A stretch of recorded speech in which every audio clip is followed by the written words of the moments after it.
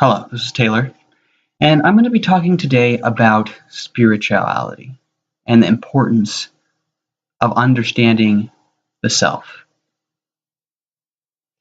Now, just to warn everybody, so everybody knows, when I do some certain talks and stuff, and this will come up in a lot of other talks too, I lean very heavily on Buddhist philosophy. In fact, I would very well consider myself Buddhist in a lot of aspects.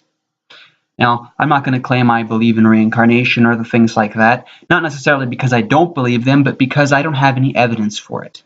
And I'm not going to go persuading people or saying things like that when I really have no evidence for it, or any reason to tell people that that is truth. But there are other things and ideas from Buddhism and from Taoist and some of these other Asian philosophies that I think are very useful. And not just useful, but astoundingly true about how we are as individual people. Now, one of these things and concepts is looking for truth within. Now, this idea has been distorted a lot, and I think is misunderstood by the general public. And now I'm going to explain kind of where this idea comes from and why it's actually 100% true. Now I'm going to start with a quote, and this is a quote from the Buddha. This quote is, "Mind precedes all states." Now,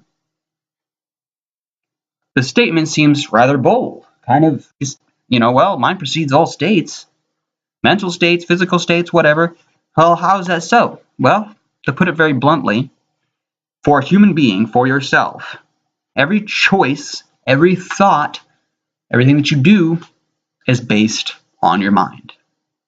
Whether you want to admit it or not, all mental thoughts, all mental thinking leads to the cause of what you do. Now, some people will say, well, you can think a lot, but that doesn't mean you're going to go do something. You can think about doing good things, but you won't do it. The problem there is it still lies in the mind. The problem is still in the brain. It still is in you doing the thing. Why aren't you doing it? That's the question. It still lies somewhere in your mind that you're not doing it. There's some apprehension, something in the brain that is causing you not to do it, since other things you think about, you just do automatically when you think about them. You see? So the action is produced by the thought first. There has to be an intention. So the mind precedes all states. Our thoughts, our awareness, other things like this. Therefore, it seems to make a good educated decision on how we ourselves are going to make ourselves act, or how we are going to control ourselves, or even observe things. It should be very important to know ourselves intimately. Now, when I'm talking about ourselves, I'm not talking about the sense of self. No. I'm talking about who we think we are. I'm talking about a correct understanding of how we think we are, a correct understanding of how we come to conclusions, and a correct understanding of why we do things. See, getting to understand ourself, becoming spiritual, becoming truly strong in our behavior and mind, is to understand the very nature of mind and body itself. Specifically, perception and thought patterns.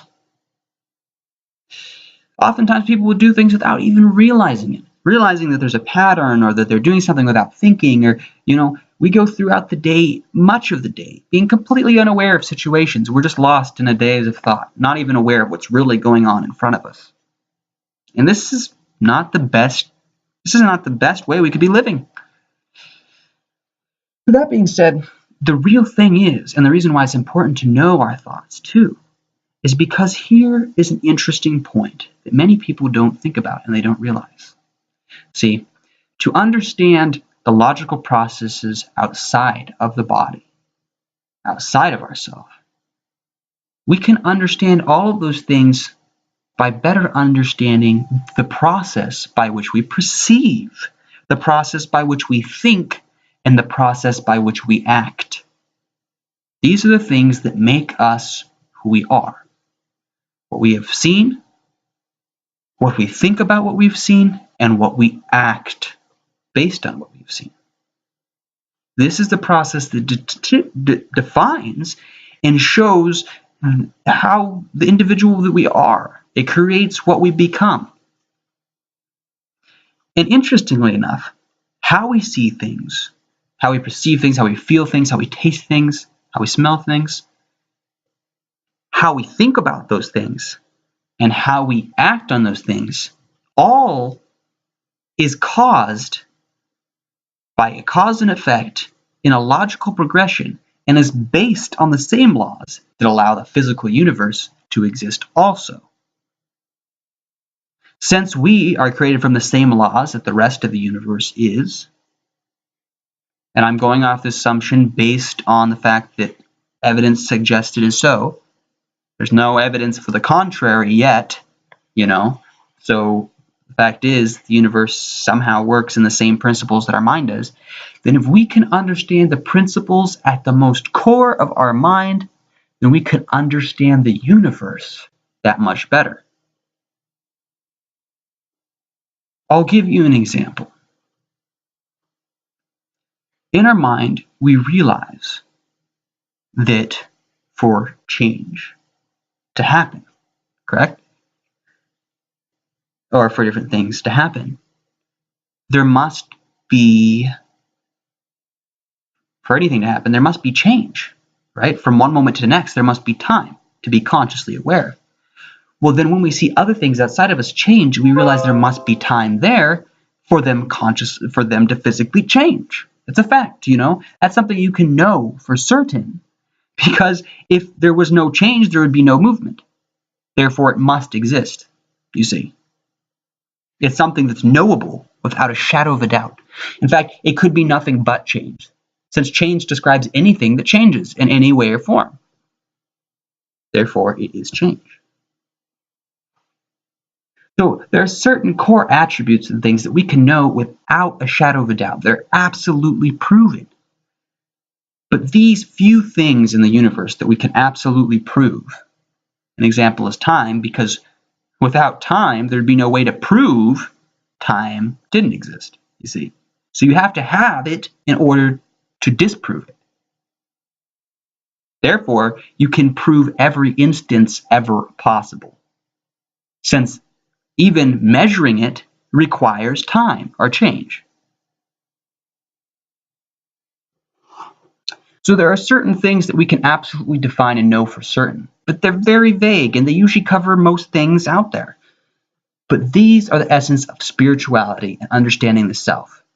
By better understanding how our thoughts are arranged, the logical process by which the mind orients itself, the better we can understand the world outside of us, because we are able to adjust the mind finer and finer until its own operation becomes pinpoint, accurate, and truthful to the utmost point. And this is truly the epitome of self-striving, of self-betterment. And if you really look at what spirituality is, it really is the essence of self-improvement.